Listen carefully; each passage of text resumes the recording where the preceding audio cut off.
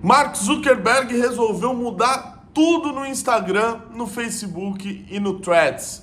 Isso que eu vou explicar nesse vídeo, mas antes pedir para vocês verificarem a inscrição no canal, se está todo mundo inscrito, porque muita gente acaba reclamando que do nada é desinscrito pelo próprio YouTube e não consegue acompanhar os conteúdos. Então, verifique a inscrição, o like aí, já deixa, fideliza, que é muito importante. Batemos a meta de 200 mil inscritos aqui no canal e agora vamos buscar os 300 mil, conto muito com vocês.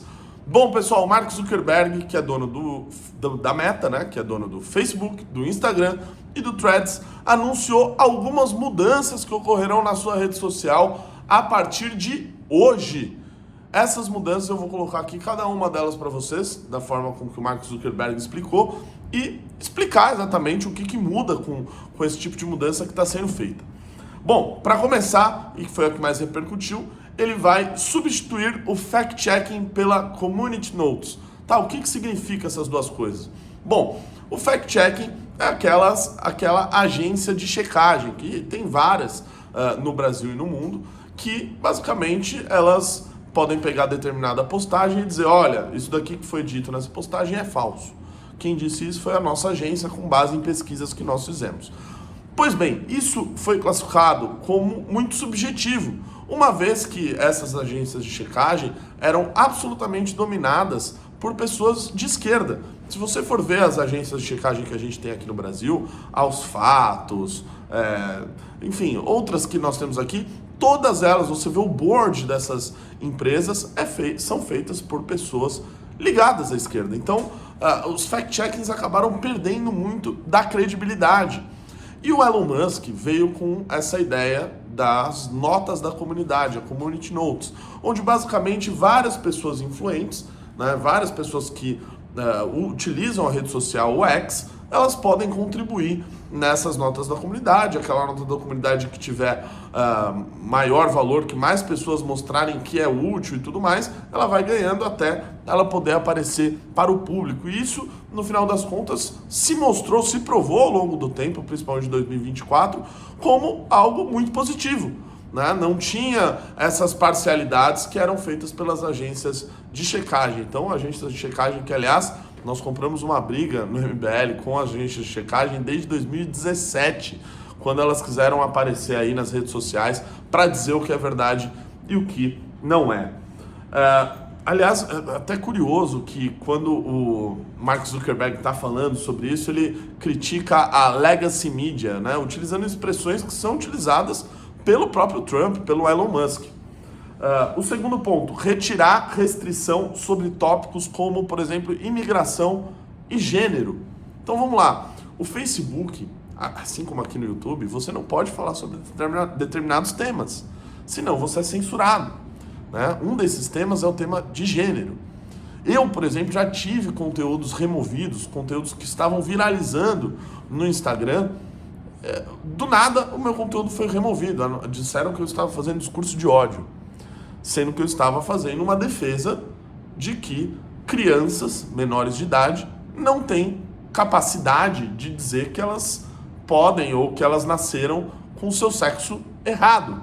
Né? Isso, na verdade, é até uma doença, era uma doença catalogada pela OMS. Mas falar esse tipo de coisa, pessoal, se tornou um crime, virou discurso de ódio. Por quê? Porque fere, né, a cabecinha de algumas pessoas que não conseguem defender suas próprias ideias e para isso elas precisam censurar as ideias alheias.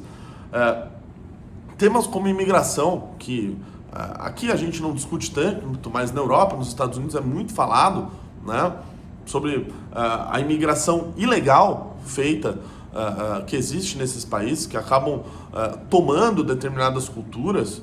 Isso não pode ser falado nessas redes sociais. Aliás, talvez já esteja falando demais para quem ainda está no YouTube, que foi comprada pelo Google, que é uma dessas grandes big techs que ainda não migraram para esse lado. Quem sabe a gente não veja esse tipo de mudança no futuro. Pois bem, o Meta agora retirou as restrições sobre esses temas. O terceiro ponto, ele vai reduzir a forma com que eles aplicam os seus filtros. Ou seja, o Mark Zuckerberg entende que há determinados conteúdos que não podem estar na rede social, que precisam ser removidos rápidos, né? Assuntos que, poxa, envolvem menores de idade, se é que vocês me entendem, enfim, determinados determinadas coisas, né? Ele diz que a partir do momento que ele reduz um pouco o filtro, ele pode fazer com que determinadas coisas erradas acabem passando, né, uma hora ou outra, mas ele vai conseguir reduzir drasticamente a quantidade de injustiças que são feitas com pessoas que acabam recebendo shadowban, que acabam sendo banidas das redes sociais, suspensas, têm conteúdos restringidos. Isso vai diminuir bastante. O quarto ponto ele chamou de volta do conteúdo cívico. Porque o Facebook, a Meta, nos últimos anos, disse que conteúdo político, as pessoas estavam ficando muito, falando muito ali de política e tudo mais, isso estava estressando as pessoas e retirou os conteúdos políticos do feed, né? Acho que foi no ano passado isso. Então, muita gente que estava viralizando na internet antes disso, parou, né, falando de política, porque o conteúdo político ficou restrito. Muitos influenciadores falavam, olha, para você não perder o meu conteúdo, vá lá no meu perfil, clique, ative a notificação, diz que você quer ver o meu post, senão não vai entregar da mesma maneira que entregava antes, né? E a gente viu muito conteúdo político, que às vezes ele ia parar naquela aba For You, parou de ir para aquela aba. Então, o conteúdo começou a rodar menos, rodar mais entre seguidores, ficou mais difícil, né, de furar bolhas. No Meta, isso agora será interrompido, o conteúdo político voltará a circular normalmente como outros conteúdos. O 5 é bastante curioso, né? Ele diz que a equipe de revisão dessas normas da Meta, que hoje fica na Califórnia, e era muito criticado por isso, né? O pessoal ali que...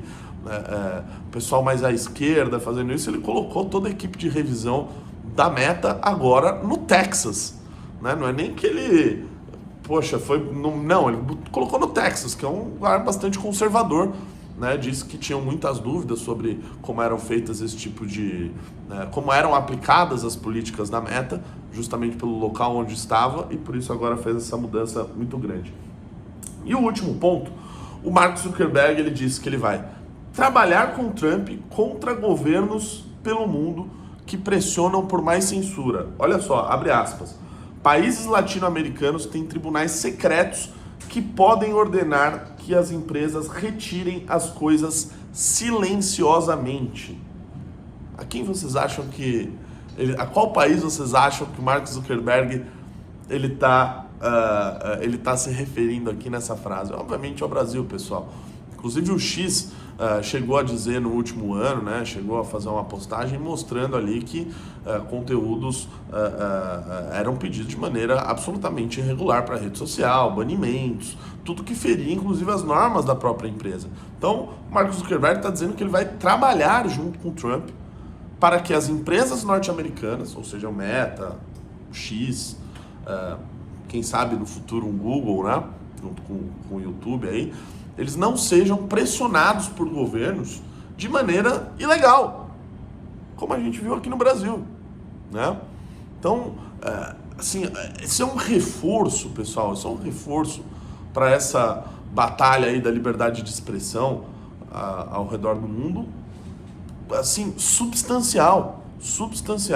O Mark Zuckerberg, além de ser dono dessas plataformas, que se a gente for olhar em número de usuários, comparado com o X, é muito maior. O Instagram é muito maior. O Facebook, apesar de não ser tão utilizado, né, hoje em dia tem um público muito diferente, né? Isso se deu também em razão dessas políticas que foram aplicadas pelo Zuckerberg, né, de você retirar determinados conteúdos daquela rede, fez com que o Facebook virasse o que ele é hoje, né? Mas ainda assim é uma rede que tem um alcance gigantesco e o Instagram é o maior de todos. Então, um reforço gigantesco para essa briga da liberdade de expressão. A gente já via, já no começo ali da campanha do Trump, antes de começar a campanha, ainda num período de prévias, que estava rolando uma aproximação, né, desses gênios, dessa turma da tecnologia se aproximando ao Trump, né, do Elon Musk,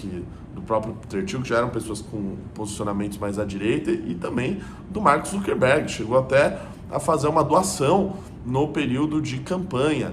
E eu acho, se eu fosse apostar, o Google junto com o YouTube devem seguir esse mesmo caminho de defesa da liberdade de expressão, né, de maneira como prega a própria Constituição americana, e lutar para defender que as empresas norte-americanas não sejam vítimas de achaques e de abusos em determinados países que querem coibir a liberdade de expressão.